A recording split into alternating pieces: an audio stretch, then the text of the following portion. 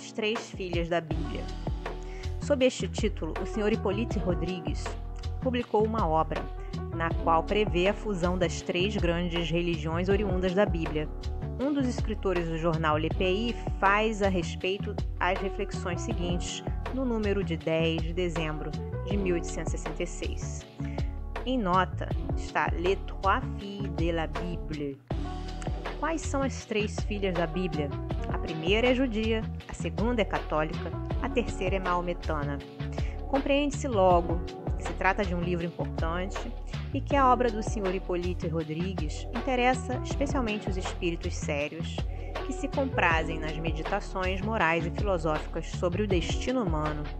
O autor crê numa próxima fusão das três grandes religiões que chama as Três Filhas da Bíblia e trabalha para levar a este resultado, no qual vê um progresso imenso. É desta fusão que sairá a religião nova, que ele considera como devendo ser a religião definitiva da humanidade. Não quero aqui encetar com o Sr. Hippolyte Rodrigues uma polêmica inoportuna sobre a questão religiosa, que se agita desde tantos anos no fundo das consciências e nas entranhas da sociedade. Permitir-me-ei, contudo, uma reflexão. Ele quer que a crença nova seja aceita pelo raciocínio.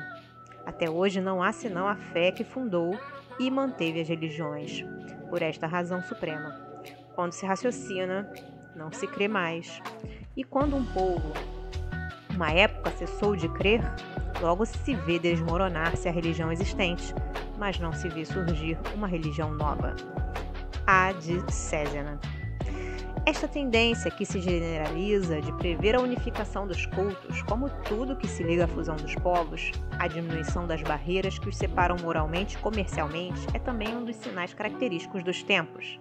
Não julgaremos a obra do Sr. Rodrigues, já que não a conhecemos.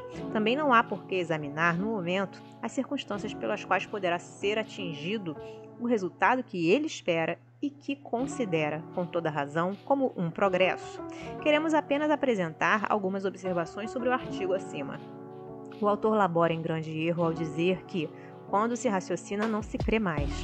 Nós dizemos, ao contrário, que quando se raciocina sua crença, crê-se mais firmemente, porque se compreende. É em virtude desse princípio que dissemos, fé inabalável é somente a que pode encarar a razão face a face em todas as épocas da humanidade. O erro da maior parte das religiões é ter erigido, como dogma absoluto, o princípio da fé cega e de ter, em favor desse princípio, que aniquila a ação da inteligência, feito aceitar, durante algum tempo, crenças que os progressos ulteriores da ciência vieram contradizer.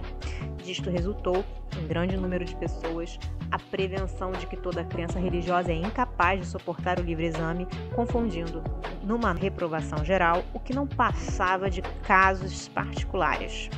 Esta maneira de julgar as coisas não é mais racional do que se condenasse todo um poema, porque encerra alguns versos incorretos, mas é mais cômoda para os que em nada querem crer, porque, rejeitando tudo, se julgam livres para nada examinar.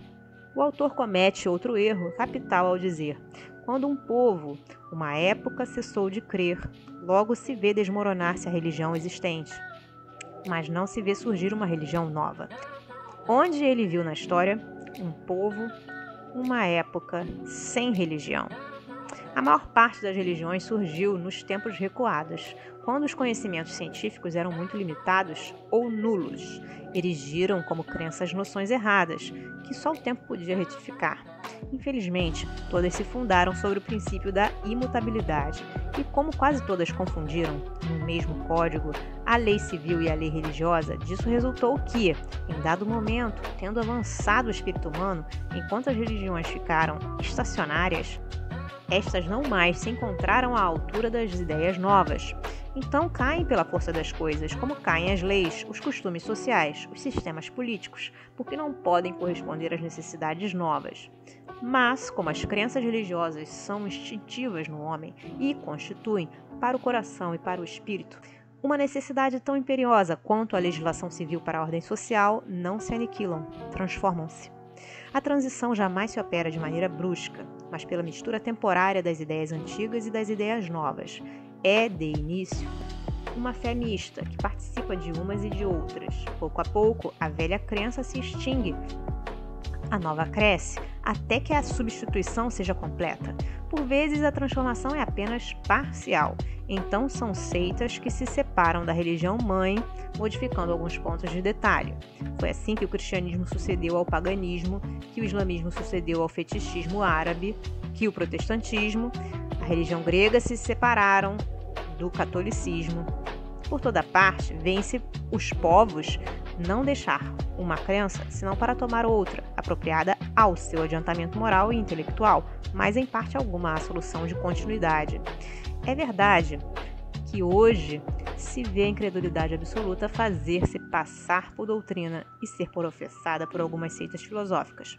Mas seus representantes, que constituem uma ínfima minoria na população inteligente, erram por se julgarem todo um povo, toda uma época e, porque não querem mais religião, imaginam que sua opinião é a medida dos tempos religiosos, quando não passa de uma transição parcial a outra ordem de ideias.